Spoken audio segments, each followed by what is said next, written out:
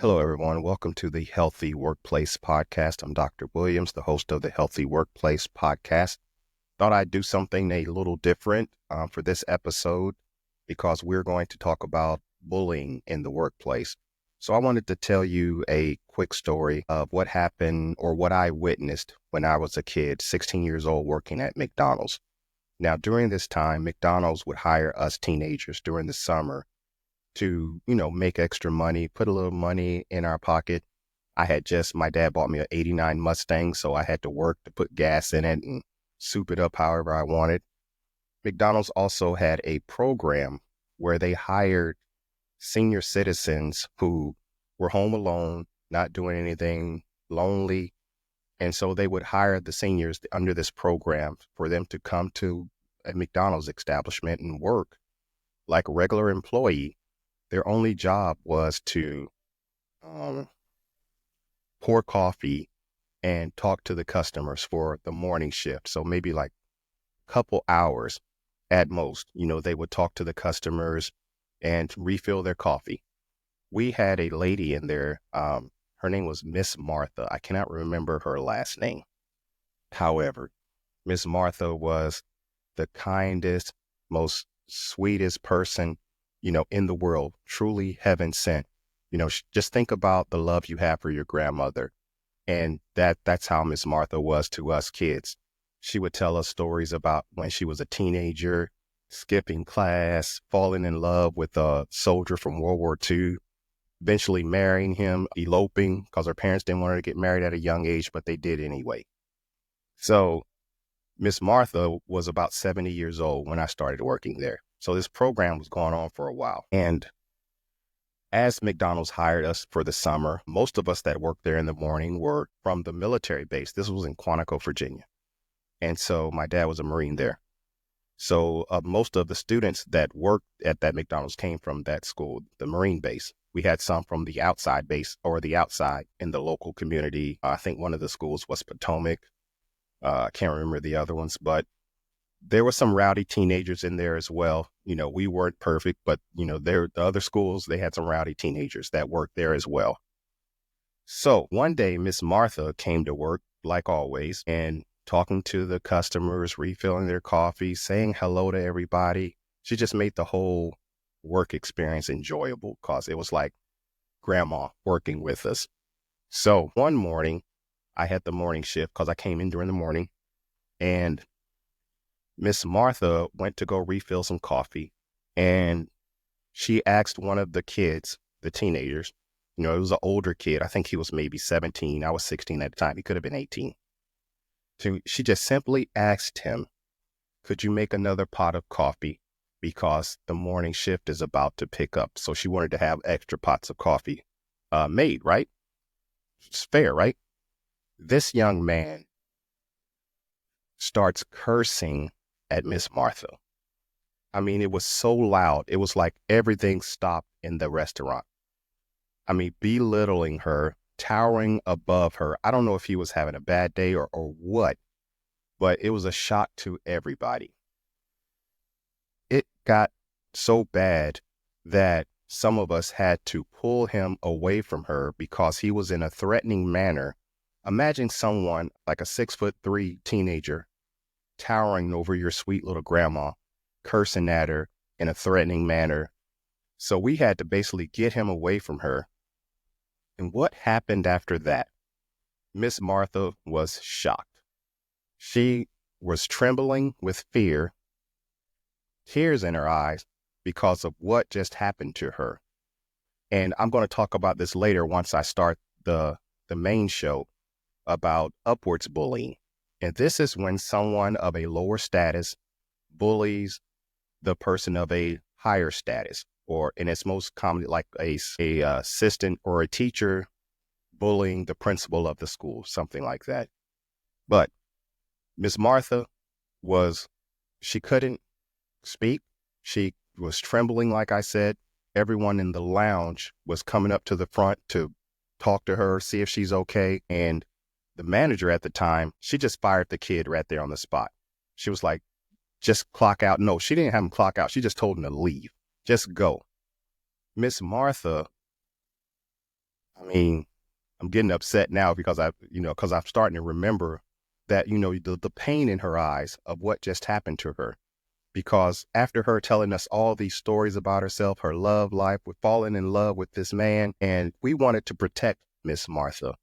But because of this issue that just happened, Miss Martha couldn't work anymore. She was so afraid to come back to work because it affected her that bad. And so that is one of the examples that I wanted to share with you all from a personal standpoint of how bullying can affect anyone, regardless of who they are, their age or social economic status or whatever. And I remember I was joining the military 2 years down the road, and I gave the manager my contact information, because me and the manager, we were, kind of friends with each other. And I said, here's my contact information. Stay in touch. I'm off to Anniston, Alabama for training. And I believe it was 4 years later, she had called me and told me that Miss Martha had passed away. And so I remember that when that phone call came and she told me, and I was just so sad because all I could remember was this sweet old lady who would give anything to anybody and just kind person, an angel. And then that experience came back of that young man talking to her in that way, that basically she didn't want to work anymore. It affected her that bad. And so I had asked my manager, I was like, I'm going to send some money or something, a card to her family because, she didn't have I think she had a daughter and some grandkids, but that was it. So I sent something to the funeral for her. So, but in sharing that story, I want you all to realize that talking to people a certain way and bullying people at work is never acceptable. In the past, there wasn't policies or anything implemented that would hold the individual accountable the way it is today. Because today, you got to sign all kind of contracts. You got to sign social media contracts. There's laws put in place on how you treat employees and how you treat each other. So with that being said, I just wanted to share that to you real quick. And we're going to go ahead and jump into the episode. So welcome to the Healthy Workplace Podcast, where we discuss our strategies to create a healthier and more protected work environment. Today's episode, we're going to focus on workplace bullying. We're going to talk about the history, how to identify bullies, and its impact on organizational culture, and most importantly, how we can prevent it as human beings. Additionally, we want to discuss the concept of psychological safety and how this fosters a supportive workplace culture, and how we can mitigate bullying and overall prevent the stresses from bullying and promote overall performance. So workplace bullying is mainly a silent epidemic affecting employees' mental health, their job performance, and overall morale. So first thing we got to start by understanding is where this issue began and how it evolved.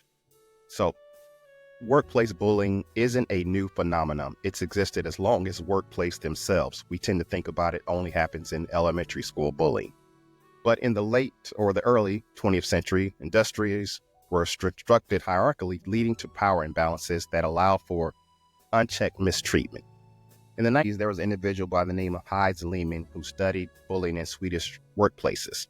Also, they used the term mobbing back then, or psychological abuse at work. 1990s, early 2000s saw an increase in research on workplace bullying, and this led to laws and policies in certain countries, such as ours as well. So today, the organization is more aware, but bullying still persists in many workplaces. So Heinz Lehmann's research in the 80s, he wanted to study, and he also identified workplace bullying as a major psychological stressor. He outlined the cycle of bullying and its severe effect on mental health, including depression and even PTSD. There's an institute that is called the Workplace Bullying Institute. They do a lot of surveys from the 2000 to the present now. Their studies consistently showed that over 30% of employees are experiencing workplace bullying at some point in their careers. The WBI research highlights that bullying is often top-down, with managers being the primary perpetrators. Harvard Business Review did some, especially in 2016. They found that toxic workplace cultures cost businesses billions of dollars annually due to being sued, decrease in productivity, and increased turnover. Psychological safety was identified. as one of these key factors. There was a psychologist named by the name of Amy Edmondson, did psychological studies.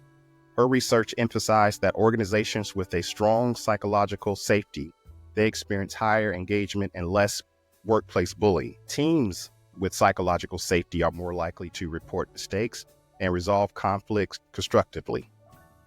So one of the things I want to focus on also, bullies aren't always the loud, aggressive managers. They can be colleagues, subordinates, or even workplace policies that foster toxic environment. So there's some common types of workplace bullies in the workplace. We have someone who's the aggressor. This person is openly hostile, verbal abuse. The underminer, they sabotage work from others and takes credit for the success. We have the gatekeeper, which they withhold all information or resources to make sure that you fail. We got the gossiper who spreads rumors about everyone in the workplace. And so there's some signs of these bullying behaviors: criticism, frequent criticism instead of constructive feedback, isolation of employees, passive-aggressive communication, unfair work distribution. That is such as like giving your employee too much work and not the other ones. There's no balance. There's no work balance in that. They always focus on this one individual and give them work that they know that they will fail. So there's some negative consequences. We have increased stress, turnover, absenteeism, lower employee engagement, and a decline in overall morale and the trust in leadership. Companies with unchecked bullying often face reputational damage and legal consequences. Psychological safety in the workplace. Okay, this was coined by Dr. Amy Edmondson. She focused on psychological safety in the workplace, and it refers to an environment where employees feel safe to express their ideas, their thoughts, without fear of retaliation. So how can psychological safety reduce workplace bullying? Well, it creates a culture of openness, encourages respectful communication, conflict resolution, prevents toxic power dynamics by fostering inclusivity. Key elements of psychological safety: the encouraging feedback and innovation without fear of retribution. The leaders have to set an example by admitting mistakes and showing vulnerability. Regular team discussions to address concerns and improve collaboration. Leadership accountability is probably one of the most things because it starts at the leadership level. The leaders, they set the tone. Training managers to recognize and address bullying is essential. You want to establish clear anti-bullying policies and enforce them consistently. You can have training information, training seminars, conduct workshops on respectful workplace behavior, encourage bystander intervention, teach employees how to stand up for colleagues. So there's some ways you can report it as well. Ensure employees have a safe and anonymous way to report this type of bullying.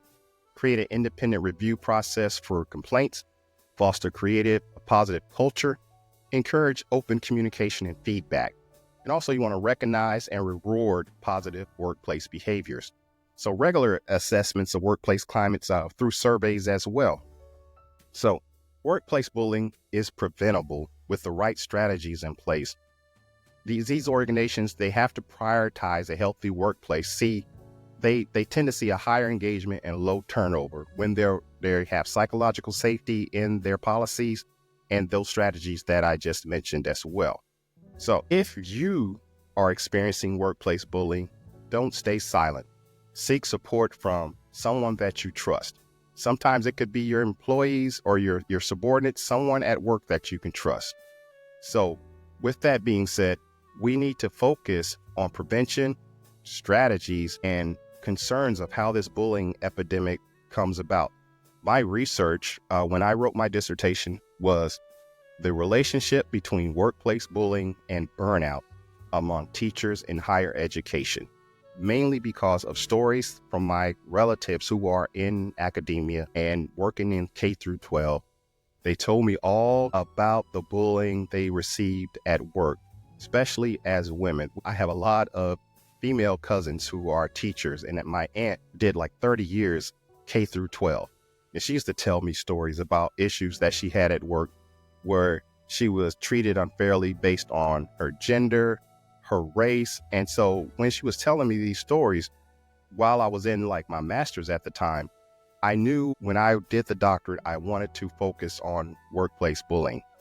So one of the research things that I found was that Out of all the participants that I studied for this study that I did, the main perpetrators of bullying came from the administration, which makes sense because you have the campus president, the vice president of the campus. The main people who were targets of this bullying were the admin persons, such as the clerics and administrative secretaries. They were getting bullied the most.